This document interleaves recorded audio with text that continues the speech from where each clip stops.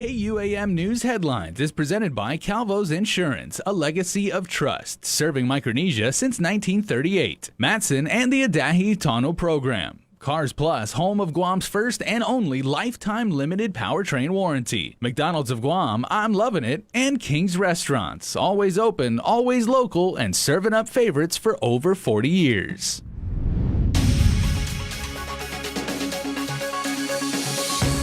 Ahead on prime time, thousands of island residents make their way to the polls to exercise their right to vote.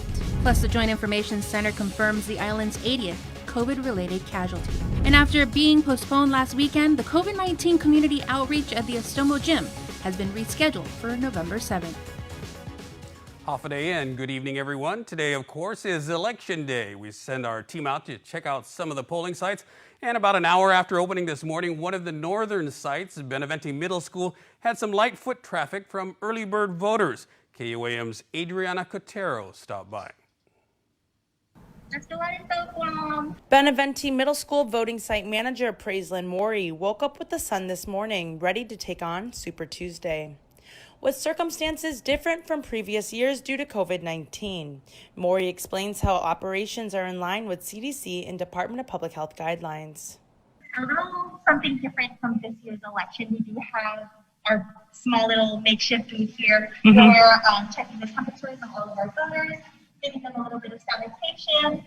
This is just to ensure the safety of everybody going in. After temperature checks and hand sanitization, voters are given the clear to make their way into the site. At this specific northern location, the Election Commission is occupying 5 classrooms. Inside each room, there are 3 voting booths that each fit 3 individuals, allowing for 9 voters to cast their ballot at a time. Precinct officers accompany the voters in the rooms and are on hand to immediately disinfect the areas as voters exit. Additionally, each site has curbside voting service. The process for that one is a bit lengthier to get your voting done. So what we do is we get their ID through a basket. We go inside to our polling officials. Those will be our voting officials. They come out with a ballot, and there's always our assistant and a precinct official. So they're always together. There's always more than one person with the ballot to keep the safety of the ballot. And then they assist the voter, and then they go back in and cast the vote. Maury tells KUAM when she arrived early this morning, campaigners already set up camp along the street outside the voting site gate. Happy voting. Remember, polls are open until 8 p.m. tonight. Reporting for Guam's News Network, I'm Adriana Cotero. Election Day is typically accompanied by long lines, blaring music, and large groups of people gathering in celebration and support of their favorite candidate. But with the current pandemic, some things are a little different this year. Peter Santos checked out some of the central polling sites. With COVID protocols set in place, Central Guam residents took to the polls to cast their votes safely. Zotnia resident Johnson Nicholas gave the Guam Election Commission a pat on the back for making his voting experience a safe one. Last time I came in here, I came in with my dad, who's disabled, so I was able to just be in the car and vote at the same time as him. But this time around, I didn't have him, so I got down, and I was a little bit concerned that it was going to be, kind of crowded. But it seems like they've done a good job of separating people and minimizing the number of people in the rooms. So I didn't feel like I was in any harm or anything like that. I felt like they took all the precautions. Up in Agana Heights, Shannon Seguenza said her votes are going to those who've been putting in the footwork. So a lot of the candidates that I look for, that I favor, that I tend to choose, are those candidates that are community driven, the ones that are engaged. I pay attention to session, who shows up to session, who shows up to public hearings, who looks for public input. Not just outspoken in social media, because you can always hire a staffer for that, but that are outspoken in the community in general and outspoken for the community. Seguenza also said she had a safe voting experience. I thought it was going to be really nightmarish. I thought I was going to be in really long lines, and I thought I was going to end up, but this was actually really quick. You just went in, they took our temperature, they sanitized everything along the way. I appreciated the non-contact aspect of it for the most part, and it was quick and easy. I think that this was well organized as far as my experience with it. And not too far by, Sinohanya resident John said at the end of the day, it's about who's in it for the people. when it comes down to it, you want someone that will take care of you and is always looking out for the interests of the people and the island. Reporting for Guam's News Network, I'm Peter Santos. And finally, our Tyler Matanani made her way to some of the southern precincts to check out the voter turnout and the atmosphere down there.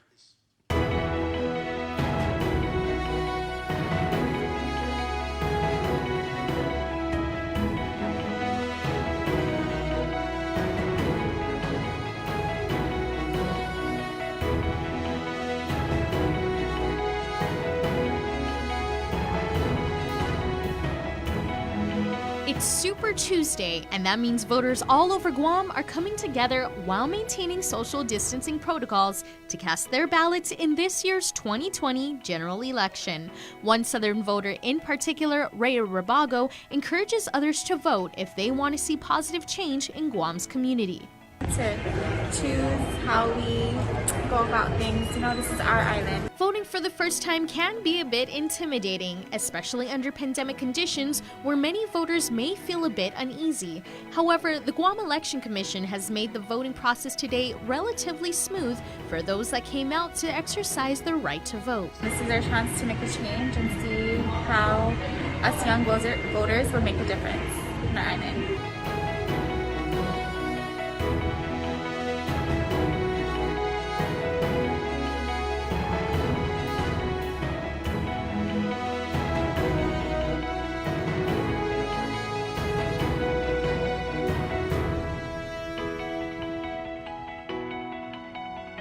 Reporting for Guam's News Network, I'm Tyler Matanani. And a programming note about our election night coverage. Our live show hosted by Bree and Chris begins at 10 p.m. to 12 midnight on TV8 and Facebook.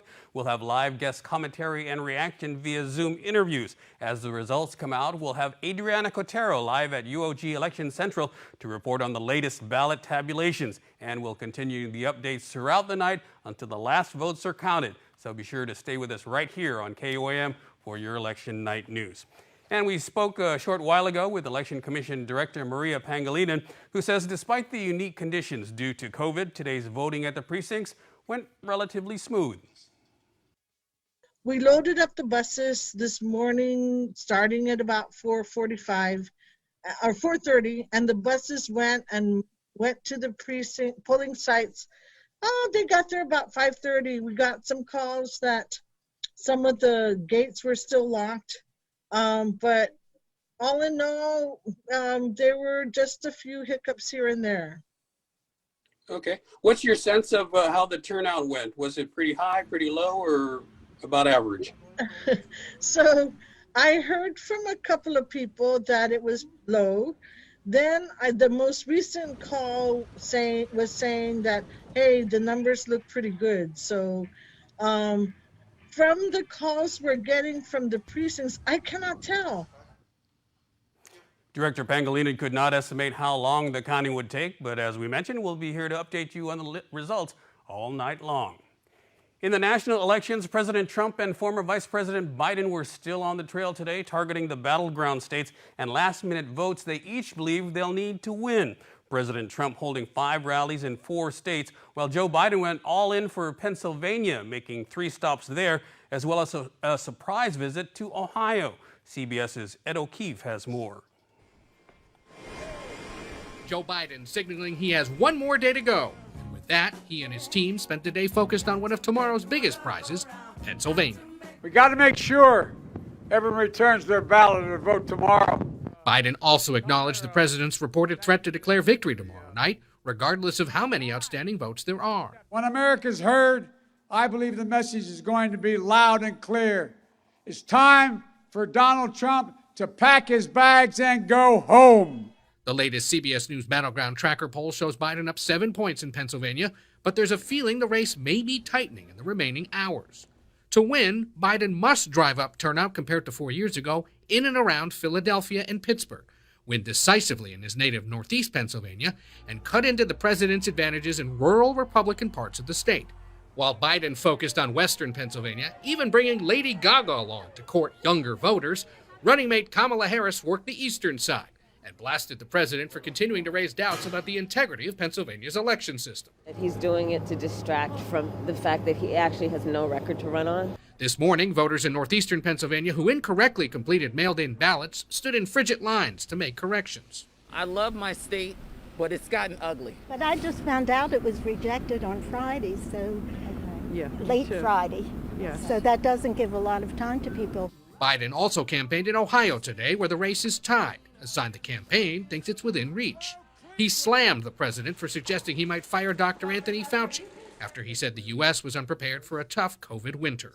Elect me and I'm going to hire Dr. Fauci.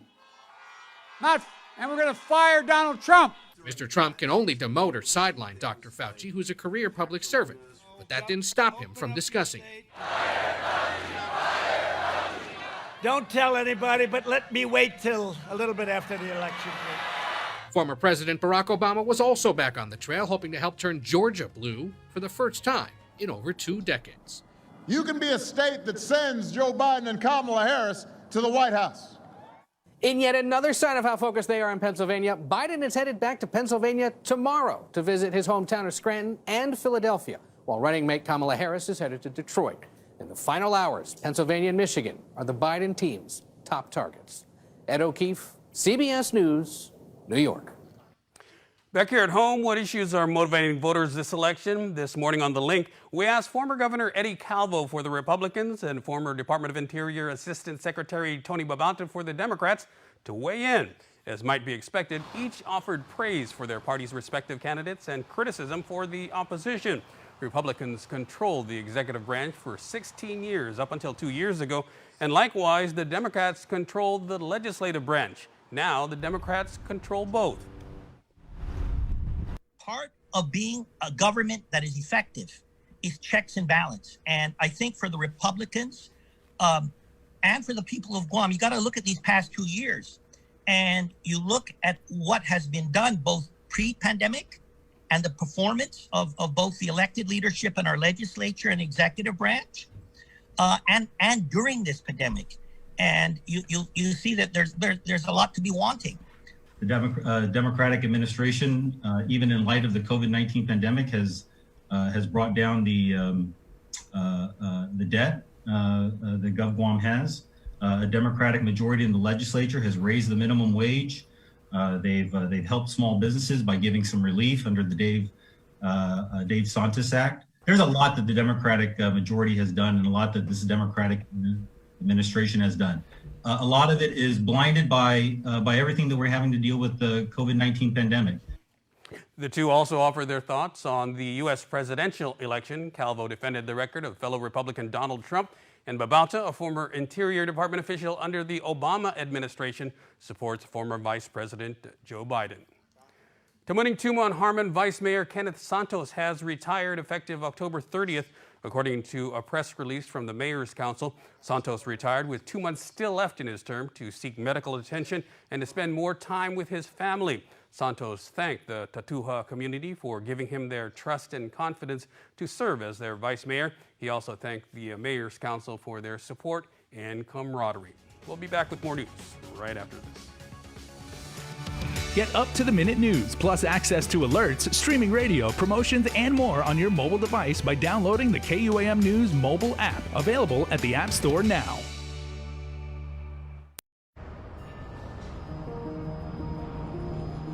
It makes myself and it makes my team members very proud to work for an organization that has been on island for many years with its focus on reliability, dependability, and commitment to the communities that they operate in. Matson's a great corporate citizen to the community. We all benefit from any sort of environmental commitment we make. One of the ways that we do that is with our Adahi Utano program. There's action behind it, and so action breeds commitment.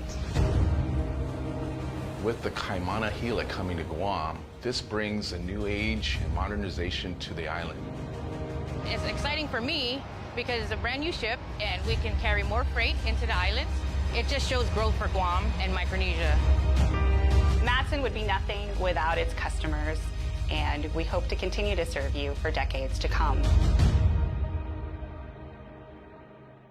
Okay, so what are we thinking today? Oh, I just need a trim. Okay, well, luckily you are in great hands.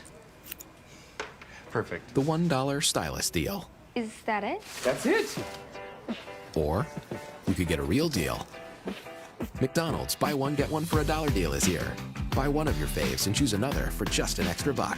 Choose from the Big Mac, filet of fish, quarter pounder with cheese, and 10-piece chicken McNuggets, but only for a limited time. While we've all been through a lot over the years, typhoons, earthquakes, and now COVID-19, we've been able to get through these together. For more than 80 years. Calvo's Insurance has been protecting your homes, your businesses, And the health of your family. We are here today and we'll be here tomorrow. There are better days ahead. Tomorrow's a new day filled with hope and choices. the possibilities of what we can achieve together are limitless. Let's continue to work together to ensure a brighter tomorrow for all of us. Hafade, I'm Tony Atta. I'm running to be your senator in the 36th Guam legislature. Together, we will build a Guam with a more resilient and diverse economy. Together, we will make our neighborhoods safer for our families. Together, we will streamline government spending by passing a realistic, responsible budget. I'm Tony Atta, and I humbly ask for your vote. I'm number 7 on the Republican side of the ballot, and together we will.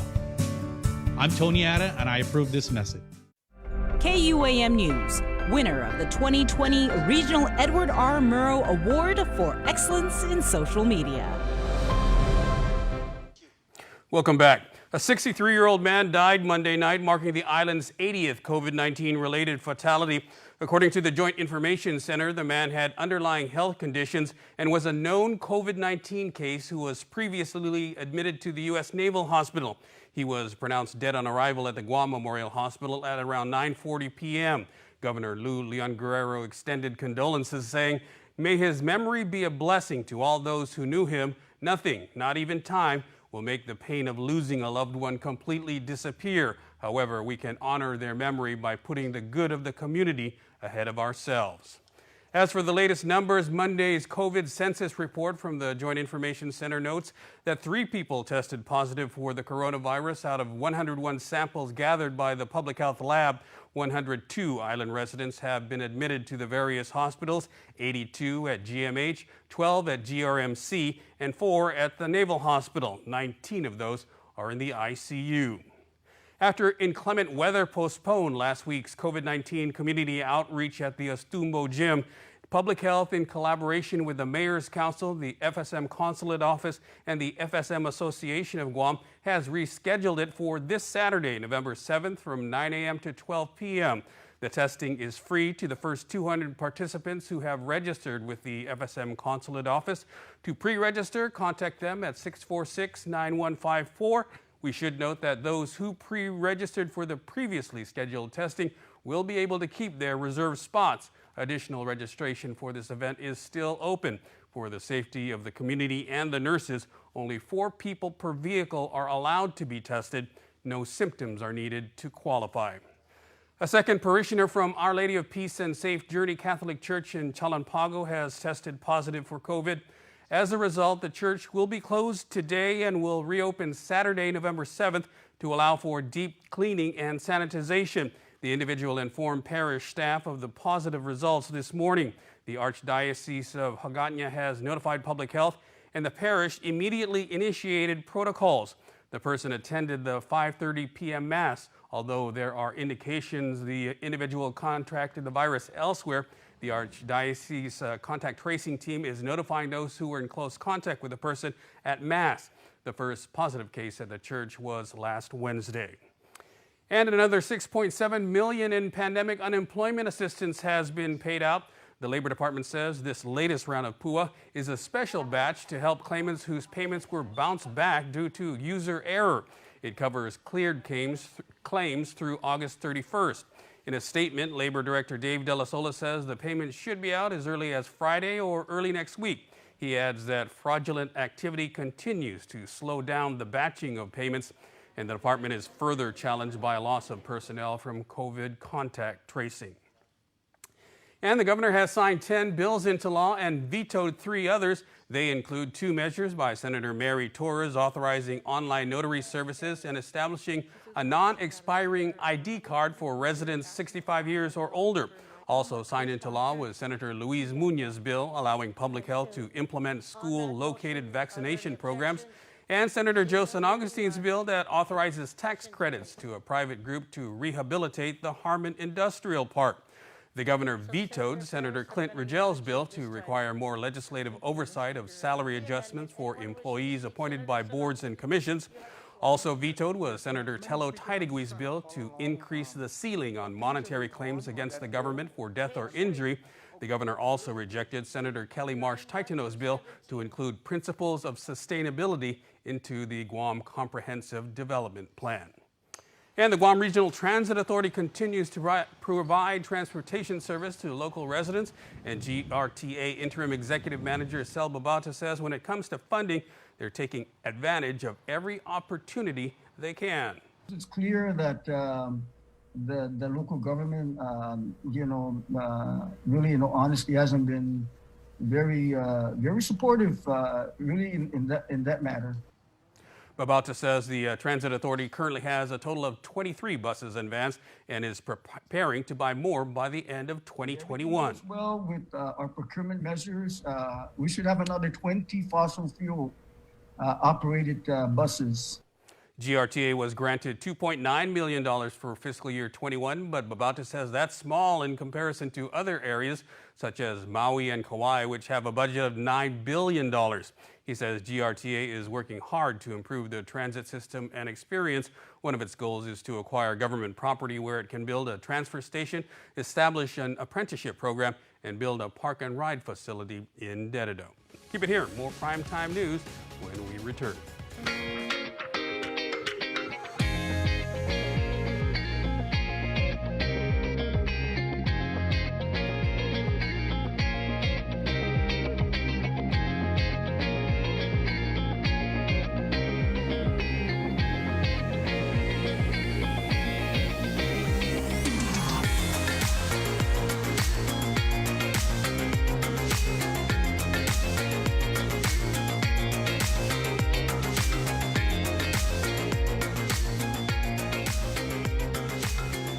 Your community calendar is brought to you by Taco Bell. Whether it's your first meal or your 4th meal, we've got you covered. Taco Bell, live Mas.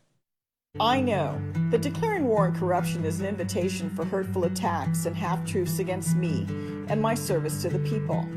But I also know the people of Guam are stronger and smarter than these dishonest players whose misdeeds and acts of corruption have cost us millions in political payoffs this year alone. If we allow corruption to continue, we all lose. Let's put an end to corruption. Vote Joanne Brown for Senator. My name is Joanne Brown, and I approve this message, paid for by the committee to elect Joanne M. Brown for Senator. Are you looking to save? Here at Cars Plus, it's Black Friday every day. You'll love our entire Hyundai SUV lineup, like the 2020 Hyundai Tucson, ranked Best Compact SUV by J.D. Power in 2020. Drive home in your new Tucson starting as low as $158 per paycheck, equipped with Guam's only lifetime powertrain warranty. That's right, there's only one place to shop for your SUV this November. It's here at Cars Plus. Call us at 477-7807 to schedule your appointment today. Terms and conditions apply. See dealer for details. You could upgrade to the sparkly sprinkle pack on Cupcake Conquest. Or you could upgrade to all this. 2 crunchy tacos and a medium drink. Plus the beefy cheesy layers of the Grande Stacker Box. Only at Taco Bell. Get going with GTA Prepaid Unlimited. It's easy to load. Simply press star 488#, send, select 2 on your screen, and then load. And with fast LTE data, you're able to quickly connect and share to your digital world. Plus, with reliable service, you're able to connect with loved ones whenever, wherever. GTA, we start with you. Welcome back. This morning on The Link, UOG student Kayleen Conception shared results from their election poll with Chris and Bree. Here's more. Series, we had 450 attendees and over 3,400 Facebook views. I think we did very well. Nice. Let's get into some of these results of your mock election. Go ahead. Okay, so on the 16th, which was our very first day, Senator Clint Rogel came in with 64%. He was actually the leader. Then we had Joanne Brown, the Republican, Chris Carrillo, Ken Leon Guerrero, John Ananich, Frank LG, Jose Terlahi, and Don Edkalani. The second day, October 23rd, we had Senator Amanda Shelton at 41%, and everybody else was Senator Tydegui, Kelly Marsh, Chris Fanias, Tony Ada, Tina Monia Barnes, Fred Bordelio, James Moreland, and Frank Blasio, Dominic Hernandez actually came after. And on our last day, Friday, October 30th, we had Senator Therese Terlahi at 57%, Senator Sabina Perez at 52, Senator Mary Torres at 30, Joseph Augustine at 17, and Joseph Cruz at 13. That was, it was very, very nice to see the results and see how a lot of people have, you know, how we assumed that it might turn out in the end. It's really interesting to see that. How were these? We also. I was going to ask. how were how were they lumped together? We looked at each day. The participants from each day participated. No, I mean in terms of who. How did you determine who was going to be participating on the 16th, the 23rd, and the 30th, or were? We tried to balance it out between Democrat and Republican, so it's not, you know, too one-sided. We like a diversity of thought. And so you also had the congressional polling done on the same 3 days?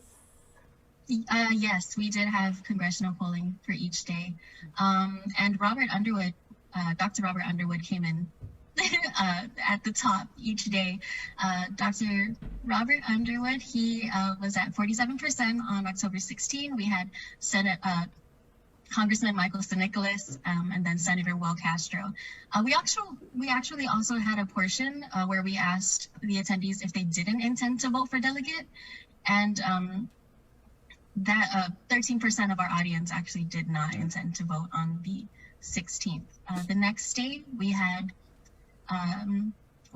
Robert Underwood, Michael Stanicolas, Will Castro. It's the order kind of remained the same. So even on Friday, October 23, it was Underwood, Stanicolas, Castro. However, the difference on our final day was that everybody intended to vote, at least according to the poll results, which is really nice to see. Yeah. So you had all three of them on there, and what was the format again, Kayleen? It was they were allowed to do, was it pre-recorded video or something? Oh yes. So we had pre-recorded videos, and then we also had members go in and record the congressional delegates. Birthday's up next. Don't go away. When I need to pay my Docomo Pacific bills or manage my account, all I do is visit mydocomopacific.com. It's easy to set up. I just visit the website and click on the link to set up my account. I filled out the registration page starting with my account number. I received a text message with a temporary username and password.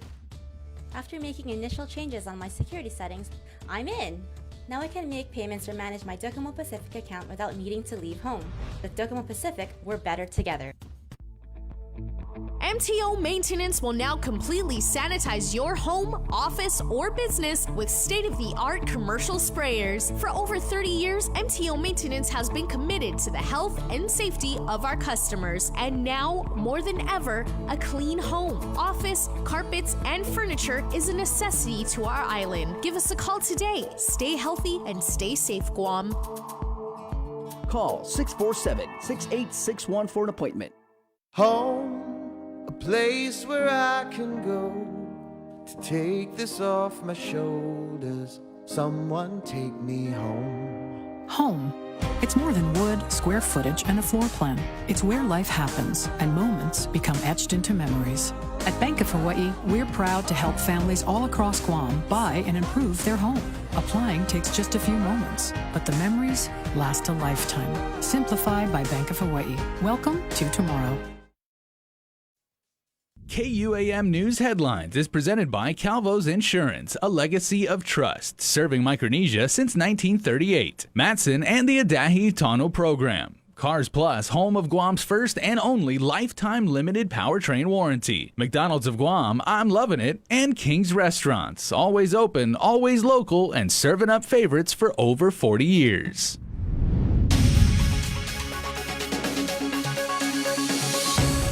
Ahead on prime time, thousands of island residents make their way to the polls to exercise their right to vote. Plus, the Joint Information Center confirms the island's 80th COVID-related casualty. And after being postponed last weekend, the COVID-19 community